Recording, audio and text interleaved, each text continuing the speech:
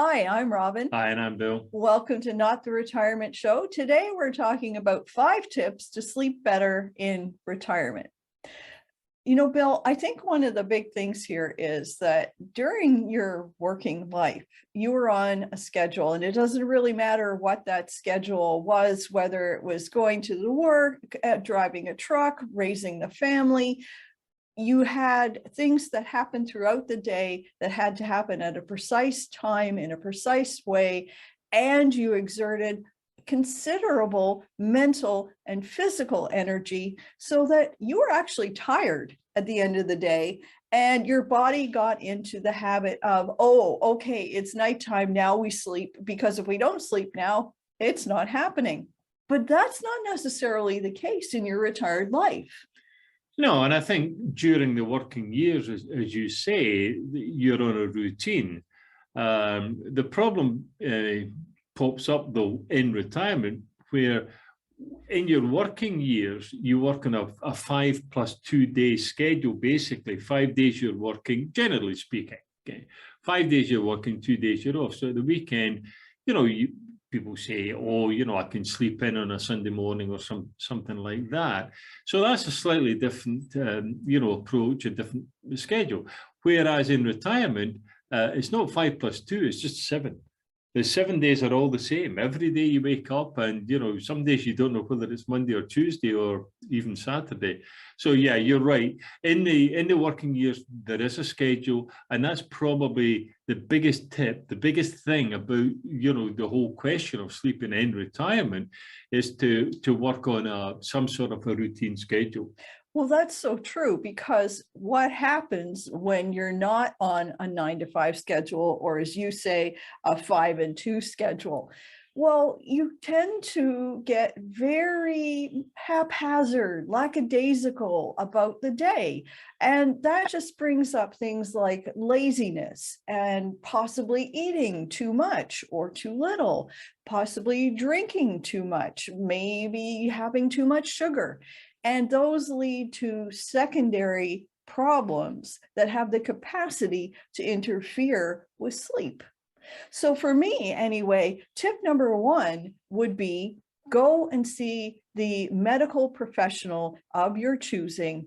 Have a conversation about where you're at in every aspect of your life, including your health. Let's find out if there are health issues that you can resolve that are interfering with sleep.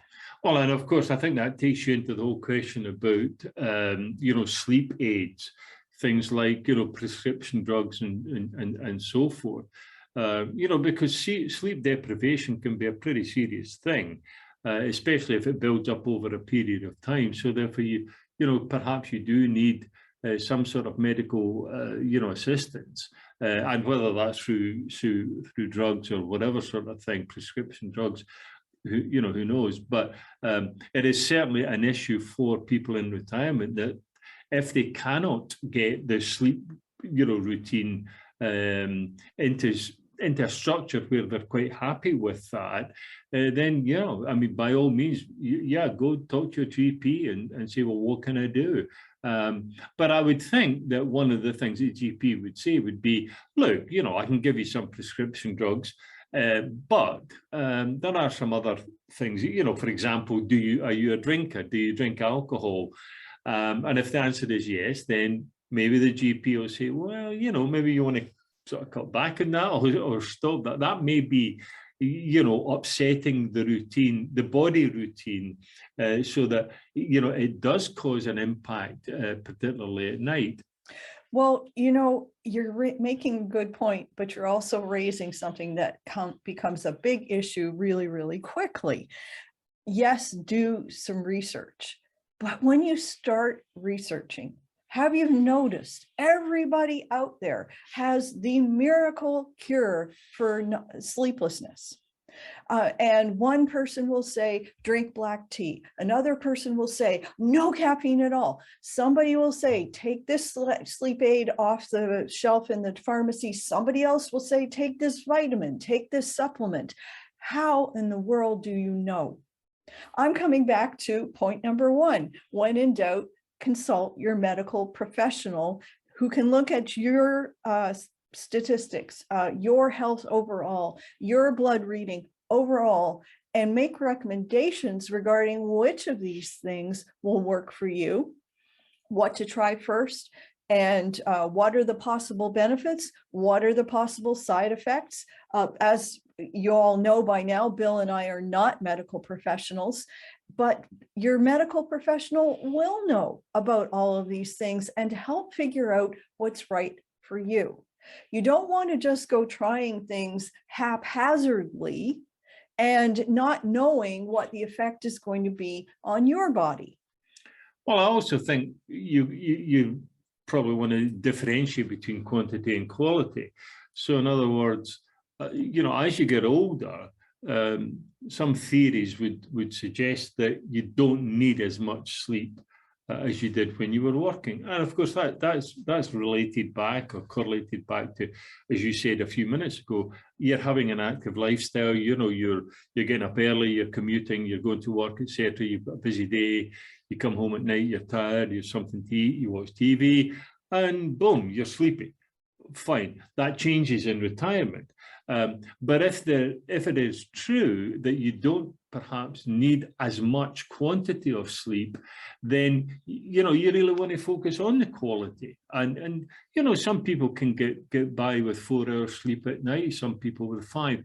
Any sort of book that you read about sleep, particularly in retirement, is, you really got to get 7 or 8 hours sleep.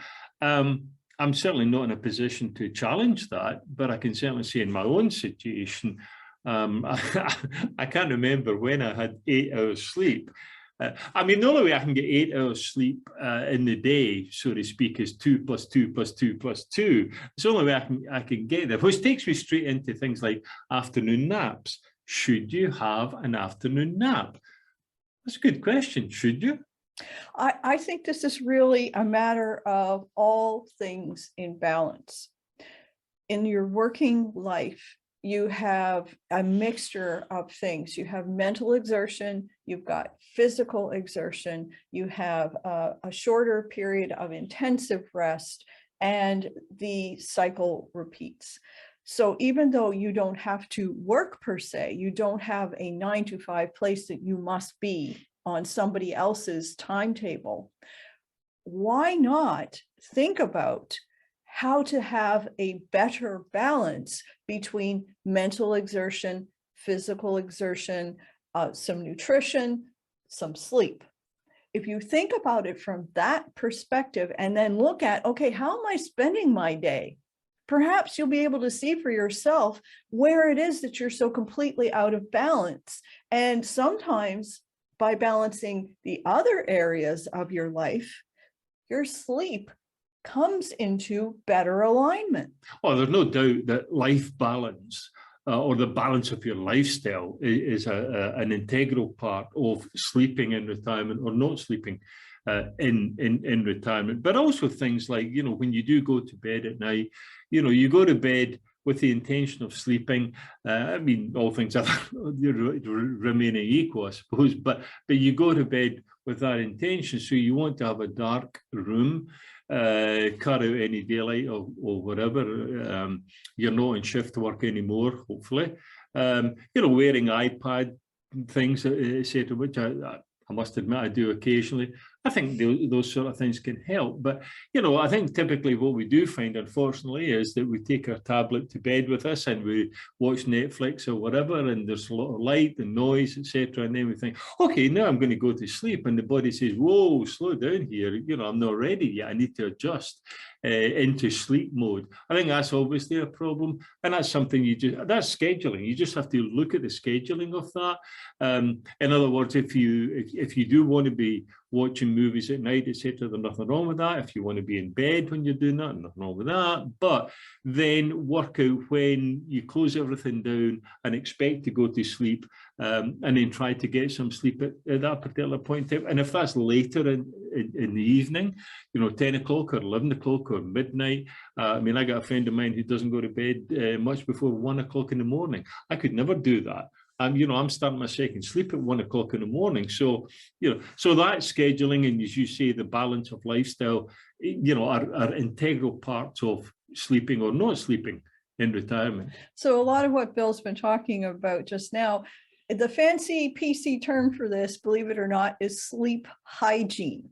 And you can Google that after you've watched this video if you're interested in learning more. But there definitely are studies out there that say the blue light from your phone or your tablet can actually stimulate your brain in the wrong way if you are then going to try to go to sleep. So there's quite a bit to learn about all of these things and how new gadgets can actually affect yourself. Our last big topic is nutrition. Now, when you have children, everybody says, don't give your children too much sugar because they get very hyper and wired. Well, that doesn't necessarily change just because you got older. We all know that there are things out there like sugar and alcohol, and caffeine that definitely can have an impact on just your ability to sleep and also the quality of the sleep that you have when you are sleeping.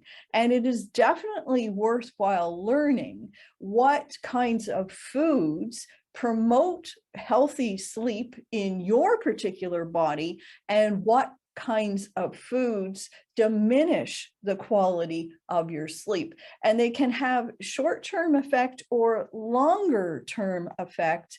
And once again, I'm back to saying, please talk to your healthcare professional about all of these things. Well, there's no doubt that, if you have a big meal at night, that may impact some people one way, and it may impact other people, a different way. A big meal at night, heavy on potatoes or stuff like that, for example, may cause you to be drowsy, may cause you to fall asleep. But, there's no one size fits all. The trick here is to experiment. And I use that word loosely, but I think advisedly. I think experimentation will help. But there's so many other stress factors in life, even in retirement, family issues or financial issues, etc., will all have an impact. And I think, as we progress through this particular series, are you having some sleeping difficulties? If you are in retirement, let us know, give us some comments underneath. We'd love to chat about it. And we'll come back again, in later episodes of this particular series. Absolutely. Well, if you're still listening, we must have said something interesting or helpful. So please subscribe to our channel and we'll chat with you again soon. Take care, everybody.